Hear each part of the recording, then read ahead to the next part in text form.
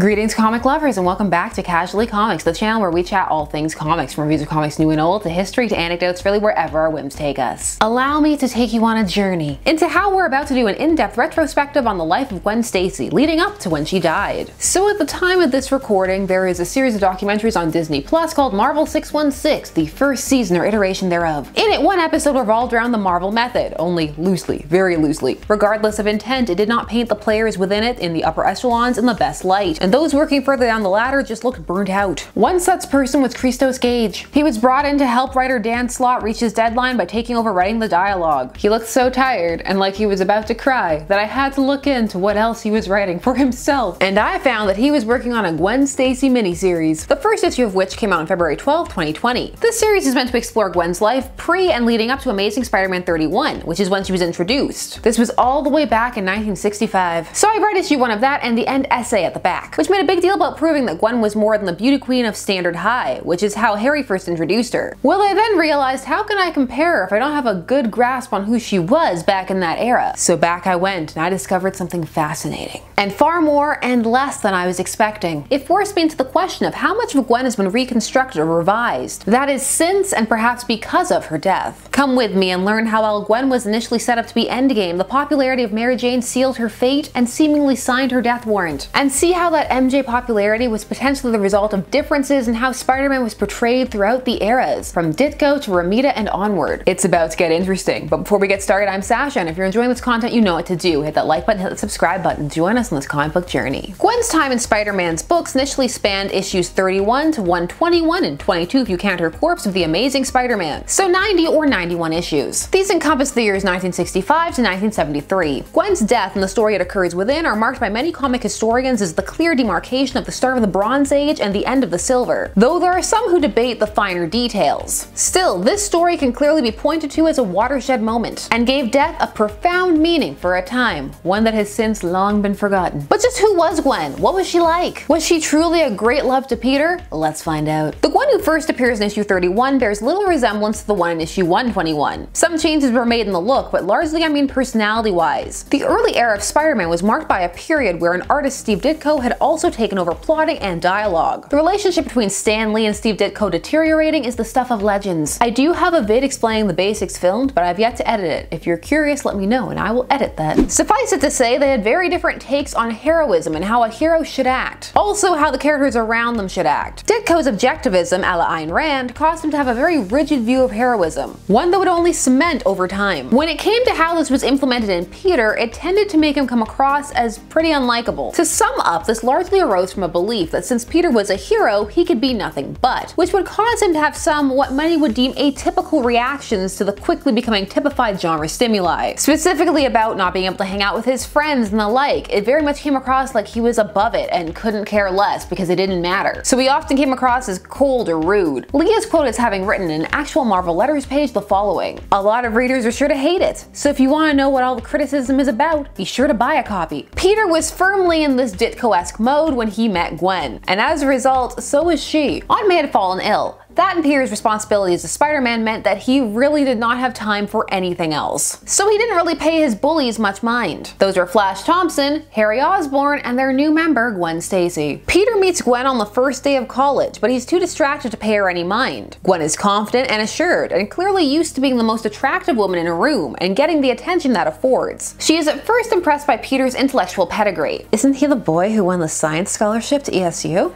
He must be brilliant. She thinks that maybe her companions are wrong because Peter is coming across to her as nice. Also, yes, Harry and Peter were not always friends. That happened later. Her inner thoughts show that despite him not being the beefiest or huskiest man out there, she still finds him to be very attractive. And then he seems to ignore her. This starts off the beginning of a bitter fixation in her, wherein she is drawn to him, partially because she feels that he has this more positive aspect to his personality, and the other because no one is allowed to ignore her. How dare they? She engages in actively bullying him with Flash and Harry, while simultaneously casually dating them in front of him in hopes of eliciting a reaction, which he never really gives. So how long from this until we settle into your typical romance? Well, under Ditko, that never happens. However, after deteriorating to the point where they were no longer speaking, one day Ditko walked into Stan Lee's office with all the work that was owed up to that point, handed it in, walked out, and left. Issue 39 marks the beginning of the era of John Romita Sr. And swiftly, very swiftly, pretty much everybody gets a personality plasty. The first issue already shows a change. Gwen asks Peter if he'd like to hang out with them, and feels they should be nicer to him. Peter is now no longer too good to be troubled by his crumbling social life, and instead he begins to lament missed opportunities. This because of his responsibilities as Spider-Man, and he would complain often and bitterly. So okay, now we're on the path, right? Gwen is endgame. Wrong, because in issue 42 we introduce Mary Jane Watson. Right away MJ resonated with fans. That famous "face it tiger, you just hit the jackpot" is an ingrained moment. The moment when the two meet is a comic book milestone. You can't say the same for anything in Gwen's tenure except for her death. Other moments people tend to remember come after. You know, like that horrible story where she slept with Norman Osborn and had his babies. Sins past. Now Stanley had a fondness for Gwen, as rumor had it she was mauled off of his wife. And so while the goal may have been to have had a Betty and Veronica style dynamic between Gwen and MJ, that's never really what manifests. Sometimes the two flirt over him, but there's no real fighting or true actual rivalry. This actually placed MJ and Gwen in the unique position of having one of the friendliest rivalries ever witnessed. MJ is completely unfazed by Peter breaking dates or choosing Gwen over her, and she just gets a new date or makes a joke, which ends up making her seem more relaxed and fun and low maintenance. Meanwhile with Gwen, for a time her thought bubbles vanished. And even though they had been full of narcissistic musings, at least they had given you a sense of who she was.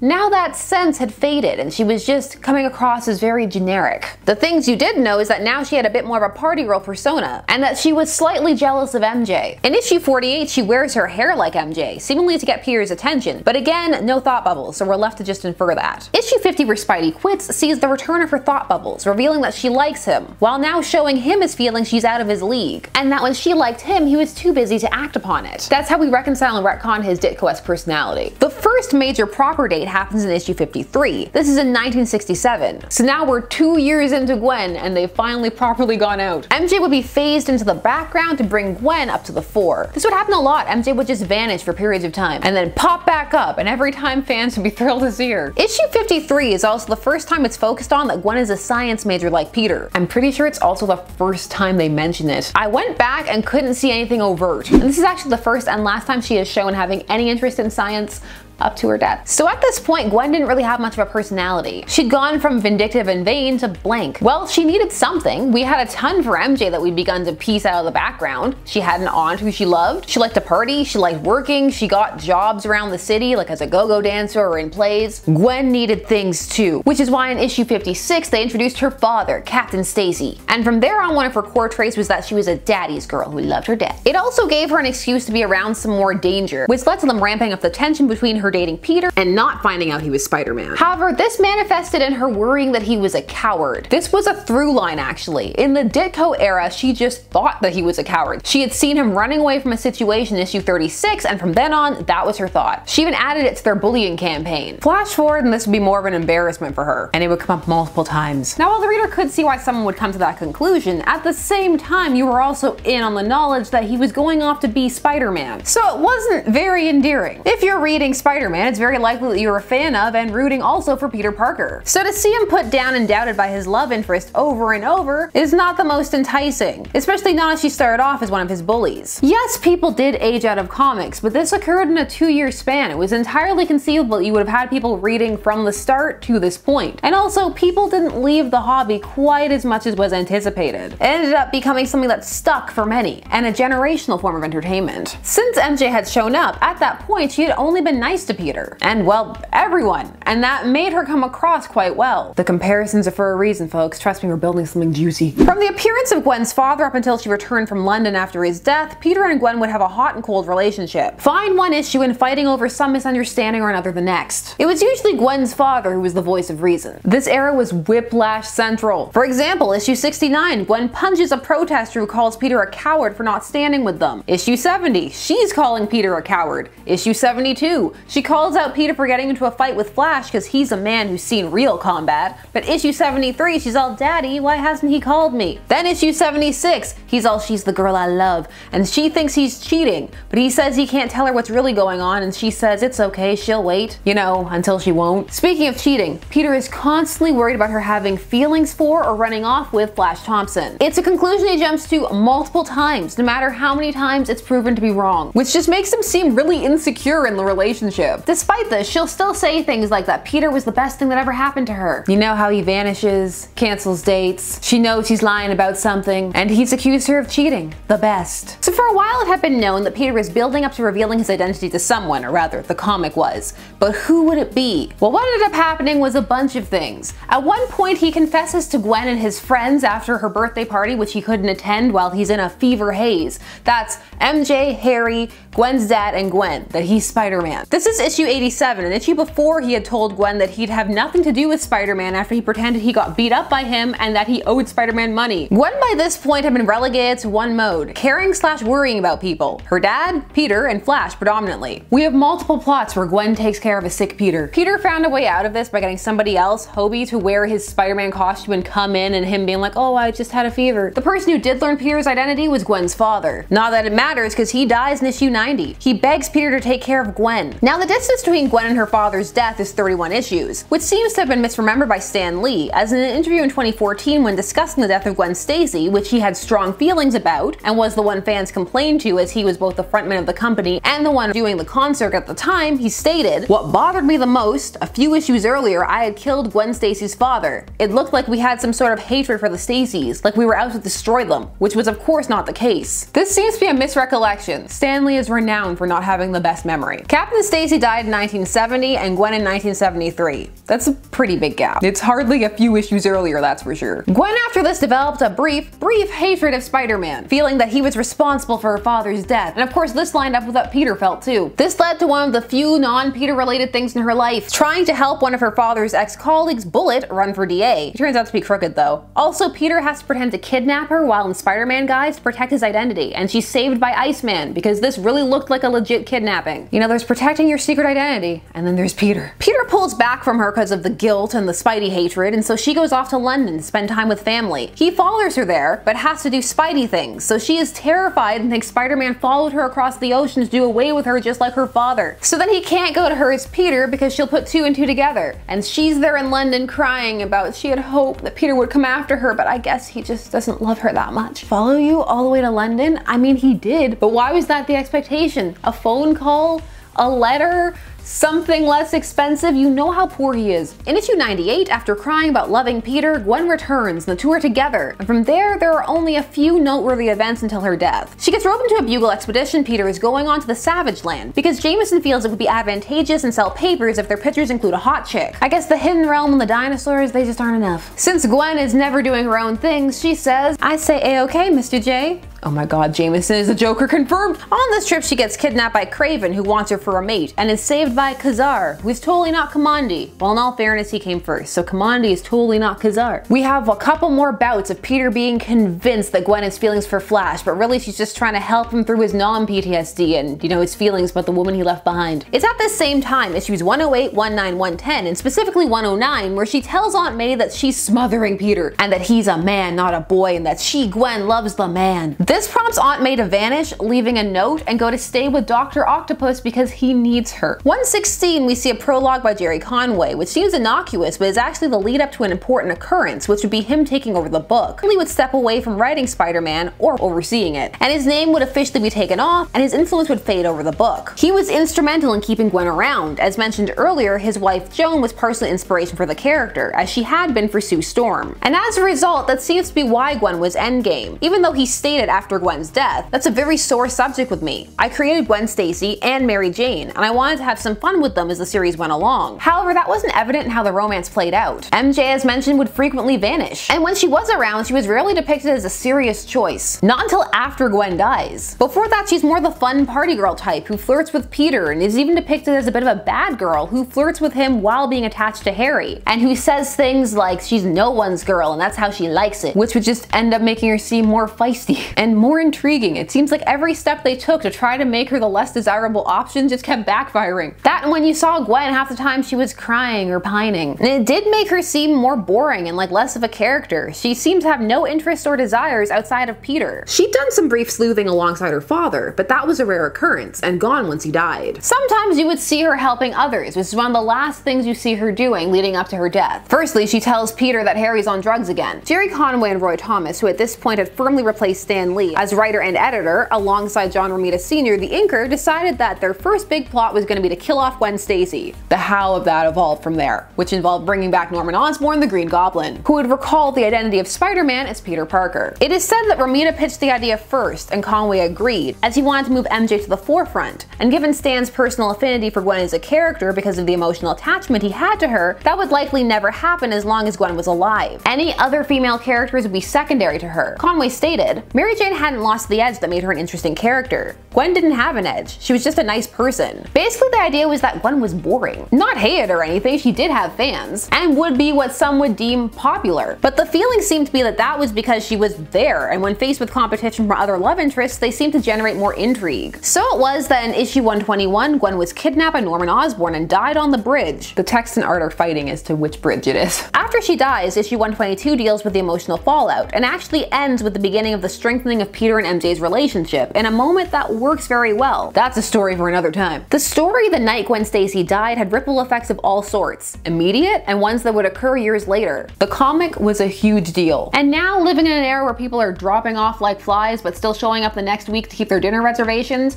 I have a hard time imagining what a big moment this was. For a death to feel that shocking and to have that much weight, to not just be counting down the minutes until they show back up. It's more surprising now someone stays dead. People didn't tend to die like this outside of origin stories. Certainly not supports or love interests this close, and so brutally too. It was a heightening of stakes in the medium that was already moving towards trying to take itself more seriously. It's why for many this moment is viewed as that demarcation between silver and bronze. Once that door had been open, it couldn't be closed. That form of death was out of the Pandora's box, and it was never going back in. Now there was backlash to this, but not all of it had to do with the fact that Gwen died, but more the minutiae surrounding it. For there were many who felt that that little snap on the panel as she falls from the bridge as Spidey's webbing grabs her meant that he was what killed her, that it was his attempts to save her that had ended her life. This was different than Uncle Ben's death, for which he was tangentially responsible, and many fans didn't want their favorite webhead to be guilty of manslaughter. People wrote in about this, to the point that in issue 125, a reply on the letters page read, "It saddens us to say that the whiplash effects she underwent when Spidey's webbing stopped her so suddenly was in fact what killed her," even though in the initial comic it was stated just vaguely that she was already dead when she fell, and there have been multiple takes on this. Now Stan Lee was not a huge fan of this event at all. He stated, "I came back and I found out he had killed Gwen Stacy. I almost killed Jerry Conway.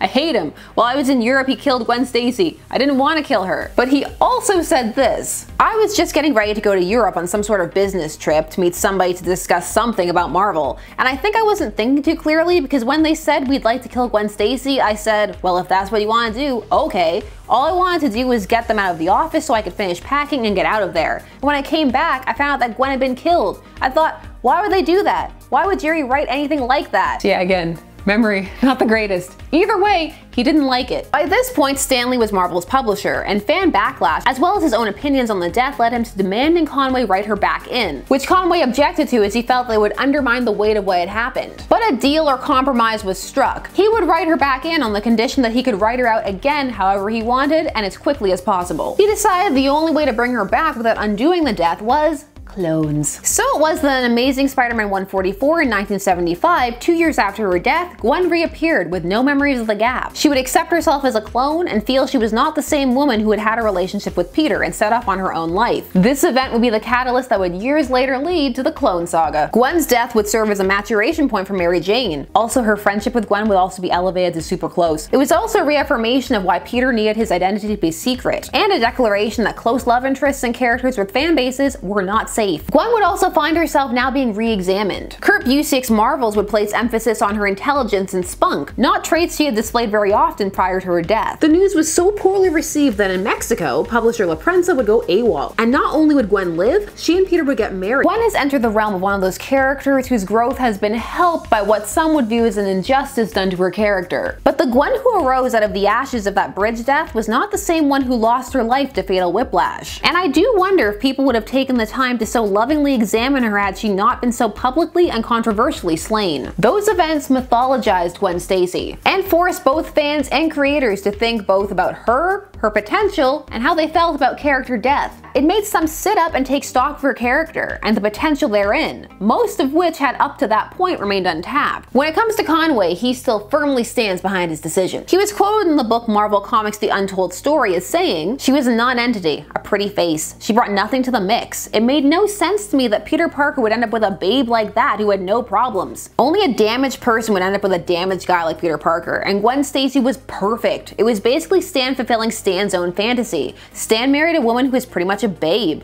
Joan Lee was a very attractive blonde who was obviously Stan's ideal female, and I think Gwen was simply Stan replicating his wife, just like Sue Storm was a replication of his wife, and that's where his blind spot was. The amazing thing was that he created a character like Mary Jane Watson, who is probably the most interesting female character in comics, and he never used her to the extent he could have. Instead of Peter Parker's girlfriend, he made her Peter Parker's best friend's girlfriend, which is so wrong and so stupid and such a waste. So killing Gwen was a totally logical, if not inevitable choice. Once more, also, the first person who was supposed to be up for being killed was Aunt May, but you know, she will outlive us all. It will never be Aunt May. Conway also felt that Aunt May was what kept Peter seeming young because he had someone who was treating him like he was young and also someone built in to worry about, and that you needed that. So he felt the only options for death were Mary Jane and Gwen, and based on how you just heard he felt about Mary Jane, it was not going to be her. In a way, you can look at this as two people essentially fighting over their endgame OTPs. That's one true pairing for those who aren't up on their shipping lingo. Based on the Gwen that existed before her death, a non-entity is actually a pretty fair assessment. Had she not died, it is unclear what her fate would have been. Would she have faded into obscurity? Clung on as an underdeveloped will they won't they love interest? Would she have received attention and been fleshed out? Perhaps, but I do find it unlikely. I doubt a Gwen who had simply faded over time would have been tapped for Spider-Gwen, and we wouldn't have had the convoluted mess that is the overextended Clone Saga without her either. So take that with a grain of salt. We live only in our reality, not a parallel reality where she lived. That's for comics. It was fascinating to look back and see just what Gwen was like back in the day, because that version of her is long gone and it is not coming back. And when she is looked back upon, a lot of the modern continuity is retroactively applied, and it can lead to her seeming more fleshed out than she was in reality. But those are just some of my thoughts, and I want to hear yours. I want to know how you feel about the death of Gwen. Do you think she would be the same character she is today without it? Are you here for fleshing her out in the modern era? Do you think she would have remained an endgame love interest? Or was the pull of MJ just too strong? Share all of your thoughts down below. And while you're down there, please do all the YouTube things. Like, share, comment, subscribe, and hit the bell notification so that you never miss a vid. Thanks so much for taking some time out of your day to spend it discussing comics with me. I always appreciate it, and I will see you again soon. Bye-bye.